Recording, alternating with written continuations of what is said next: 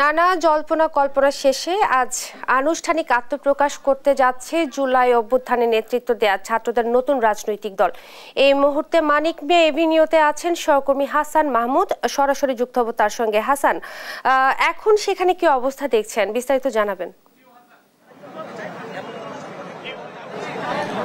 আপনাকে ধন্যবাদ। যেমনটা বলছিলেন যে কিছুক্ষণের মধ্যে অর্থাৎ বিকেল 3টায় কিন্তু শুরু হতে যাচ্ছে নতুন দলের যে আত্মপ্রকাশ অনুষ্ঠান, সেটি কিন্তু আর কিছুক্ষণের মধ্যে আমরা শুরু হতে যাচ্ছে এবং সেটি দেখতে পাচ্ছি। এবং এর যে সবশেষ প্রস্তুতি সেটি কিন্তু ইতিমধ্যে শুরু হয়েছে এবং নতুন যে রাজনৈতিক দল আত্মপ্রকাশ করতে যাচ্ছে সেই দলের নেতাকর্মীরা কিন্তু ইতিমধ্যে আসতে শুরু করেছে এবং আমরা আশেপাশে যেসব রাস্তাগুলো দেখছিলাম সেখানে কিন্তু ব্যাপক পরিমাণ নেতাকর্মীর ভিড় দেখছে এবং দেশের বিভিন্ন প্রান্ত থেকে যেহেতু এখানে সাধারণ ওই দলের নেতাকর্মীরা তারা আসছেন এবং এখানকার যে কেন্দ্রীয় নেতৃবৃন্দ তারা কিন্তু ইতিমধ্যে সার্বিক যে প্রস্তুতি সেটি কিন্তু শুরু করেছে এবং সেখানে কোনো ধরনের নিরাপত্তা বিঘ্নিত না হয় সে তারা সর্বোচ্চ চেষ্টা করছে এবং সেখানে কতটা সুশৃঙ্খল করা যায় সে ব্যাপারে কিন্তু এখানকার যারা নেতাকর্মী রয়েছেন তারা কিন্তু সর্বোচ্চ চেষ্টা করছে এবং ব্যাপক পরিমাণ ভলান্টিয়ার টিম তারা কিন্তু এখানে নিরাপত্তা বিঘ্নিত না হয়। এবং মানিক মিয়া এভিনিউয়ের একটা পাশ তারা কিন্তু ইতিমধ্যে বন্ধ করে দিয়েছে এবং বাকি অংশটি কিন্তু রাস্তা খোলা রেখেছে এবং সেখানে ব্যাপক পরিমাণ নেতাকর্মী তাদেরকে কিন্তু ভিড় আমরা ইতিমধ্যে দেখতে পাচ্ছি এবং যেসব গাড়ি নিয়ে আসলে বিভিন্ন দেশের বিভিন্ন প্রান্ত থেকে যারা আসে তাদেরকে আসলে মূলত গাড়িগুলোকে পুরাতন যে বাণিজ্য মেলার মাঠ সেখানে কিন্তু রাখবার জন্য নির্দেশনা দেওয়া হয়েছে এবং বাকি যেসব ভিআইপি গাড়ি অর্থাৎ বিভিন্ন রাজনৈতিক দল এবং বিভিন্ন দূতাবাসের যেসব গাড়ি সেগুলো কিন্তু স্টেজের পিছনের যে জায়গাটুকু সেখানে কিন্তু গাড়িগুলো রাখবার কথা বলা হয়েছিল। এখন পর্যন্ত কিন্তু এমন নির্দেশনায় কিন্তু এখানকার যারা আয়োজক তারা কিন্তু ইতিমধ্যে দিয়ে রেখেছে এবং সেখানে মঞ্চের আশেপাশে যে সব জায়গা রয়েছে সেখানে কিন্তু আনুষঙ্গিক যে প্রস্তুতি সেটি কিন্তু তারা রাখতে সক্ষম হয়েছে। আমরা দু একজন আয়োজকের সঙ্গে একটু কথা বলবার চেষ্টা করবো যে আসলে সবশেষ প্রস্তুতিগুলো কি রেখেছে এখন পর্যন্ত, আপনাদের যে সার্বিক প্রস্তুতি সেটা করতে সক্ষম হয়েছে। আমি আসলে এখানে দেখার জন্য এসেছি, যদিও ছাত্রদের যে নতুন দল আসছে সেই দলকে অনেক অনেক শুভকামনা রাখছি তাদের জন্য এবং মূলত তাদেরকে শুভকামনা জানানোর জন্য এখানে এসেছি। তো যতটুকু মনে হচ্ছে যে প্রস্তুতি যথেষ্ট ভালো এবং তাদের যে দলীয় নেতাকর্মী যারা আছে তারাও ইনশাল্লাহ খুব দ্রুতই চলে আসবে এবং তাদের জন্য অনেক শুভকামনা। আগামীর বাংলাদেশটা যদি একটি মানবিক বাংলাদেশ হয়, এই বাংলাদেশে কোনো বৈষম্য থাকবে না, যেখানে কোনো ধরনের কেউ কোনো ভয় ভীতি পাবে না রাস্তা চলাফেরা করতে গিয়ে অথবা তাদের কার্যক্রম করতে গিয়ে কেউ যাতে কোনো ভয় না পায়, সন্ত্রাসী কার্যক্রমগুলো যাতে হয়, সর্বোপরি বাংলাদেশ যাতে কোনো ধরনের দুর্নীতি না হয় সেই বিষয়গুলো আমাদের তরুণ প্রজন্ম যারা আছে তারা দেখতেছি। তরুণ প্রজন্মের হাত ধরে বাংলাদেশ অনেক দূর এগিয়ে যাবে এই প্রত্যাশা আমরা রাখি।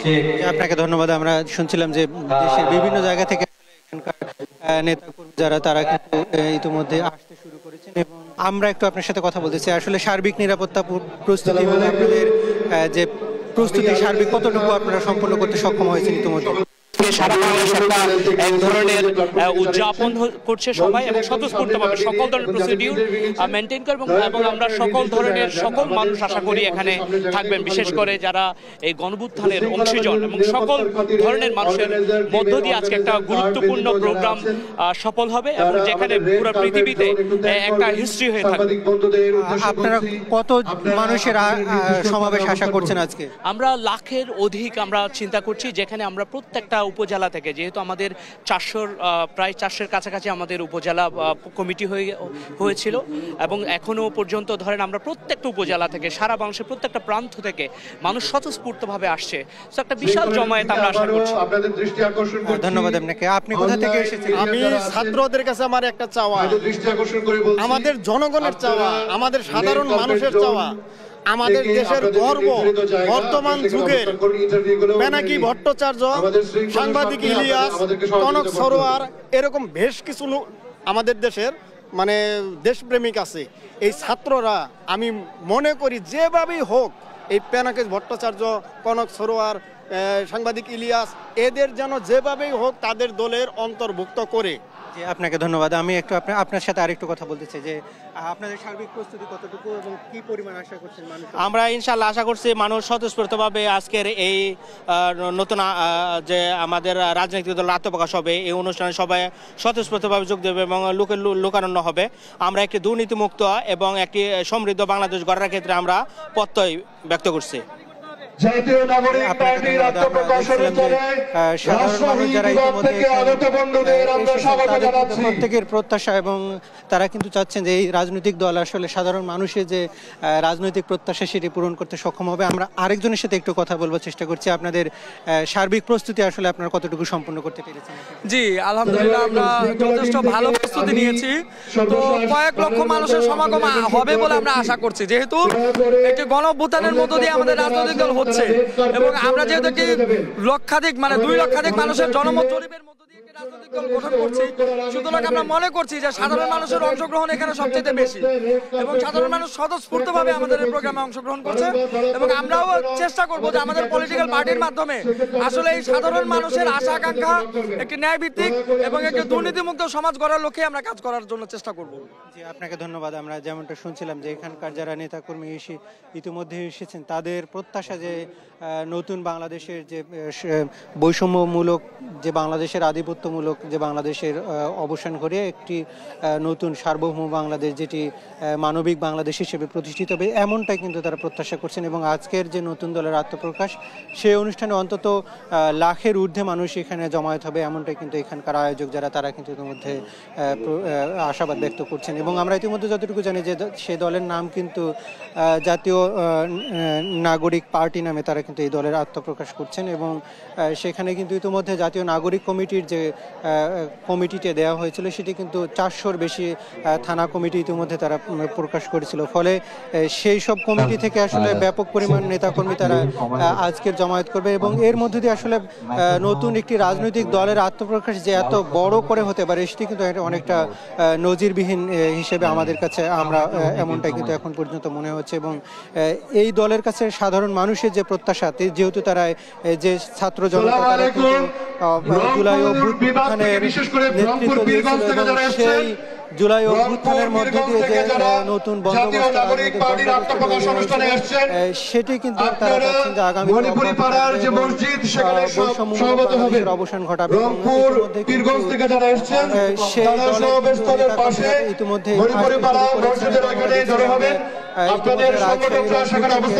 এসেছে এবং জাতীয় নাগরিক কমিটি ইতিমধ্যে তাদের যে 400-র বেশি ইতিমধ্যে কমিটি ঘোষণা করেছিল সেই প্রতিনিধি দলগুলো কিন্তু ইতিমধ্যে রাজনৈতিক দল হিসেবে আত্মপ্রকাশ করবে এবং সেখানে কিন্তু নাগরিক কমিটির যে কমিটিগুলো ছিল সেগুলো কিন্তু বিলুপ্ত হবে এবং তারা রাজনৈতিক দল হিসেবে আত্মপ্রকাশ করবে আজকের মধ্যে দিয়ে। এবং ইতিমধ্যে রাজনৈতিক দলের প্রাথমিক যে প্রধান অর্থাৎ আহ্বায়ক সেটি কিন্তু ইতিমধ্যে নির্ধারণ করা হয়েছে। সদ্য পদত্যাগ করা তথ্য উপদেষ্টা নাহিদ ইসলাম তিনি কিন্তু এই দলের হাল ধরছেন এবং তিনি কিন্তু আহ্বায়ক হিসেবে দায়িত্ব পালন করবেন এবং পাশাপাশি সদস্য সচিব হিসেবে দায়িত্ব পালন করবেন আখতার হোসেন যিনি নাগরিক কমিটির সদস্য সচিব হিসেবে দায়িত্ব পালন করেছিলেন। এবং এই যে রাজনৈতিক দলের আত্মপ্রকাশ সেটিকে তারা কিন্তু মোটামুটি অনেকটা সংগঠিত করেছিলেন এবং আমরা দেখতে পাচ্ছি নিরাপত্তার জন্য কিন্তু তারা ব্যাপক প্রস্তুতি রেখেছে এবং কোনো ধরনের মানুষ যাতে মূল মঞ্চে যেখানে ভিআইপি মঞ্চে সেখানে প্রবেশ করতে না পারে সেটা কিন্তু তারা নিশ্চিত করার জন্য ইতিমধ্যে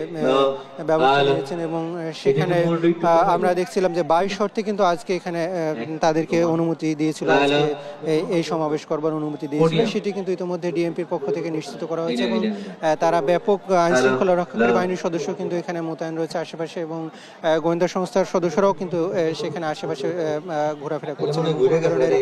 নিরাপত্তা পরিস্থিতি যেন বিঘ্ন না হয় সে ব্যাপারে কিন্তু তারা সর্বোচ্চ সতর্ক রয়েছেন বলে এতক্ষণ পর্যন্ত আমাদের কাছে মনে হচ্ছে। এবং ইতিমধ্যে আমরা দেখতে পাচ্ছিলাম যে নতুন যে রাজনৈতিক দল সেখানে কিন্তু তারা নাম সিলেকশন এবং অন্যান্য যেসব কার্যক্রম সেগুলো কিন্তু সক্ষম হয়েছে এবং ইতিমধ্যে 150 সদস্যের যে প্রাথমিক কমিটি সেটি কিন্তু তারা অনেকটা চূড়ান্ত করতে সক্ষম হয়েছেন। আমরা 3টার দিকে হয়তো সেই রাজনৈতিক দলের মূল যে 300 জনের কমিটি সেখানে কারা কারা থাকতে পারছেন সেটি কিন্তু আমরা কিছুক্ষণ পরে আমরা জানতে পারবো। এবং আমরা দেখেছিলাম যে গতকালকে রাত থেকে কিন্তু বিভিন্ন রাজনৈতিক দল, সামাজিক সংগঠন এবং স্বেচ্ছাসেবী সংগঠনের সদস্যদের আমরা দেখছিলাম যে তারা কিন্তু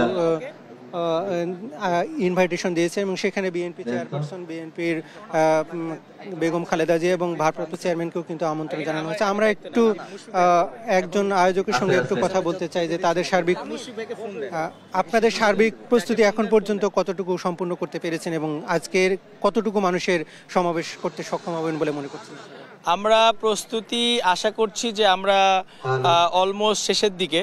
আমাদের সব ধরনের প্রস্তুতির যেই প্রিপারেশনগুলো আমাদের নেওয়ার কথা সেগুলো আমরা নেওয়ার চেষ্টা করেছি। এখন যে শেষ মুহূর্তের আমাদের যেই ধরনের চেকিং ব্যালেন্সগুলো দরকার, চেক অ্যান্ড ব্যালেন্সগুলো আমরা করার চেষ্টা করছি। পরবর্তীতে আমাদের যেই কার্যক্রম শুরু হবে সেটার জন্য আমরা এখন ড্রাই রান করার চেষ্টা করছি। আর আশা করি আমাদের যেই ধরনের প্রিপারেশন আছে আমরা সাকসেসফুলি এই প্রোগ্রামটি নামাতে পারবো। ধন্যবাদ। কত লোকের সমাগম হবে বলে আপনারা আশা করেন? আমরা আশা করছি লক্ষাধিক মানুষ এখানে উপস্থিত হবে ইনশাআল্লাহ। এটা তো নিঃসন্দেহে একটি নতুন, আপনারা এত লোকের মাধ্যমে একটি রাজনৈতিক দল আত্মপ্রকাশ করছেন। আগামী নির্বাচন কেন্দ্রিক আপনাদের কোনো প্ল্যান থাকবে? জি অবশ্যই, যেহেতু রাজনৈতিক দল হিসেবে আমরা আত্মপ্রকাশ করছি, তরুণদের যে চিন্তা, জনগণের যে আকাঙ্ক্ষা এবং আগামী দিনের বাংলাদেশ গড়ার যে প্রত্যয়, সেটাকে সামনে রেখে আমরা অবশ্যই আমাদের জায়গা থেকে আমাদের আগামী নির্বাচনের যে প্রস্তুতি সেটা আমরা নেওয়ার চেষ্টা করব। বৈষম্য বিরোধী ছাত্র আন্দোলনের নেতৃত্বে এবং জাতীয় নাগরিক কমিটি তারা কিন্তু আজকে মানিক মিয়া এভিনিউতে বিকাল ৩টায় এবং আমরা দেখছি সবচেয়ে আকাঙ্ক্ষিত জুলাই আগস্টের গণঅভ্যুত্থানের অগ্নি গর্ভ থেকে ইতিমধ্যে রাজনৈতিক সংগঠন তারা এখান থেকে জাতীয় নাগরিক কমিটির আত্মপ্রকাশ অনুষ্ঠানে সেখানে কিন্তু বাংলাদেশের বিভিন্ন প্রান্ত থেকে জেলা, উপজেলা, মহানগর, শহর থেকে যারা মানিক মিয়া এভিনিউতে উপস্থিত হয়েছে সবাইকে স্বাগত জানাচ্ছি। দেশের বিভিন্ন ছিল এখনো ঠিক তেমন চাঁদাবাজি আছে। আগে যেমন বাংলাদেশের মাটিতে দখলদার ছিল, ঠিক এখনো দখলদারি হয়েছে। আগে যেমন বাংলাদেশের মাটিতে টেন্ডারবাজরা ছিল, এখনো সেই টেন্ডারবাজরা আছে। এই বাংলাদেশের জন্য আমাদের ছাত্র জনতা জীবন দেয়নি, আমাদের ছাত্র জনতা জীবন দিয়েছে একটা সোনার বাংলাদেশ গড়ার। আমরা চাই যে এই নতুন রাজনৈতিক দলের হাত দিয়ে একটি সোনার বাংলাদেশ গঠন হোক। আমি এই বলে আমার সংক্ষিপ্ত বক্তব্য শেষ করছি। ইনকিলাব জিন্দাবাদ।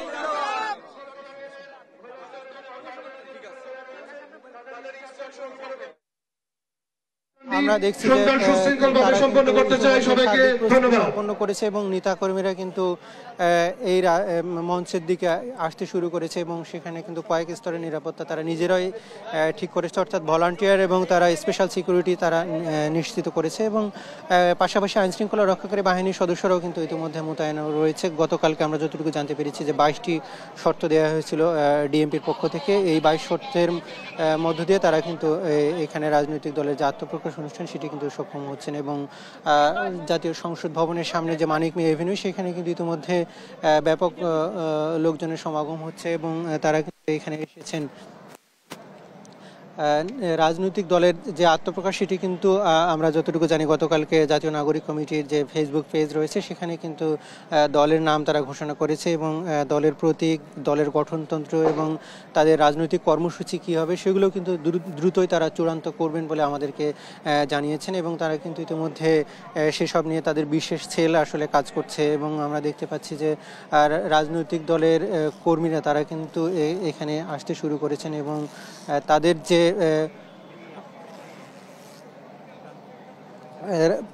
মোটামুটি আজকের যে তাদের প্রস্তুতি অনুষ্ঠানের সেটি কিন্তু সার্বিকভাবে তারা সম্পূর্ণ করেছে এবং তাদের যে এখন যে সব কাজ করছে সেটি মূলত চেক অ্যান্ড ব্যালেন্স, অর্থাৎ সেখানে সাউন্ড সিস্টেমগুলো কাজ করছে কিনা এবং আনুষঙ্গিক সৌন্দর্য বৃদ্ধির যেসব কাজ সেগুলো কিন্তু তারা করছেন। আমরা দেখতে পাচ্ছি যে এখানে কিন্তু কেন্দ্রীয় নেতৃবৃন্দ তারা কিন্তু ইতিমধ্যে আসতে শুরু করেছেন এবং আশেপাশে মূল যে আয়োজক সংগঠক তারা কিন্তু এখানে আসছেন। আমরা দেখতে পাচ্ছিলাম যে বিভিন্ন গণমাধ্যম কর্মী যারা তারাও কিন্তু এখানে তারা কিন্তু এসেছেন এবং এখানে কিন্তু আমরা দেখতে পাচ্ছি যে বিভিন্ন রাজনৈতিক দলের যারা নেতাকর্মী তাদেরকেও কিন্তু আমন্ত্রণ জানানো হয়েছে। তো আমরা আরেকটু শেষের দিকে যেতে চাই, অর্থাৎ এই মঞ্চের পিছন দিকে আমাদের আরেকজন সহকর্মী রয়েছেন ইউসুফ ফাহিম, তিনি আমাদেরকে সেখান থেকে সবশেষ পরিস্থিতি জানাবেন। ইউসুফ। নতুন রাজনৈতিক দল গড়ার প্রত্যয় নিয়ে বাংলাদেশে নতুন যে রাজনৈতিক দল আবির্ভাব হতে যাচ্ছে কিছুক্ষণ পরেই বিকেল 3টায় কিন্তু সেটি আত্মপ্রকাশ করতে যাবে। তো ইতোমধ্যে আমাদের এখানে বিভিন্ন জেলা থেকে বাংলাদেশ বিভিন্ন প্রান্ত থেকে ছাত্র জনতা যারা আছেন তারা এখানে উপস্থিত হচ্ছেন। নতুন রাজনৈতিক দলে যারা যোগ দিয়েছেন ইতোমধ্যে তারা কিন্তু এখানে আসছেন। আমরা ইতোমধ্যে এখন কথা বলে দেখব যে তারা কি প্রত্যয় নিয়ে ভবিষ্যতে আগাতে চায়। তো আপনারা এই যে নতুন রাজনৈতিক দল, এত দল থাকতে কেন আপনারা এই রাজনৈতিক দলের প্রয়োজনীয়তা অনুভব করছেন? আসলে আমরা দেখেছি যে দীর্ঘ 50 বছর ধরে যে বৈষম্য চলছে বাংলাদেশে, বা এই যে রিসেন্ট যে 15 বছর ধরে ফ্যাসিস্ট শেখ হাসিনা বাংলাদেশের মানুষকে কি বলবো একটা জাতাকলের ভিতরে রেখেছিল। বাংলাদেশের মানুষ শান্তিপূর্ণভাবে তাদের ভাব বিনিময় বা তাদের মত প্রকাশ করতে পারছিল না, এবং নানা ক্ষেত্রে তারা বৈষম্য হয়েছে এই গোটা বাংলাদেশের জনগণ। তার পরিপ্রেক্ষিতে কিন্তু জুলাই আগস্টের পরে তাকে বাংলাদেশ থেকে বিতাড়িত করেছে ছাত্র সমাজ। তারপরে এখনো কিন্তু নানা রকম চাঁদাবাজি, টেন্ডারবাজি বা বৈষম্য কিন্তু দেখা যাচ্ছে। এর জন্যই আসলে এখন একটা সুষ্ঠু বা একটা ভালো একটা পরিবেশ আসলে দরকার। আর সেই পরিপ্রেক্ষিতে কিন্তু আসলে এই আজকের নতুন রাজনৈতিক দলের আজকে আবির্ভাব ঘটতে যাচ্ছে। আর এই ঐতিহাসিক দিনে আসলে আমরা সাক্ষী হতে যাচ্ছি। আর আমার আশা বা আমাদের সকলের আশা যে জনগণ ইনশাল্লাহ আমাদের নতুন দলদের পক্ষ থেকে নিরাশ হবেন না। ইনকিলাব জিন্দাবাদ।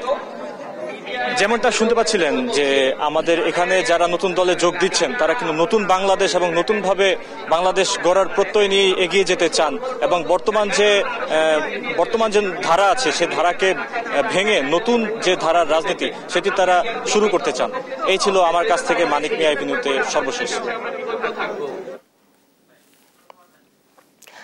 আপনাদেরকে ধন্যবাদ। আজ আনুষ্ঠানিক আত্মপ্রকাশ ঘটতে যাচ্ছে জুলাই অভ্যুত্থানে নেতৃত্ব দেওয়া ছাত্রদের নতুন রাজনৈতিক দল। এই ব্যাপারে বিস্তারিত জানাচ্ছিলেন সহকর্মী হাসান মাহমুদ এবং ইউসুফ ফাহিম।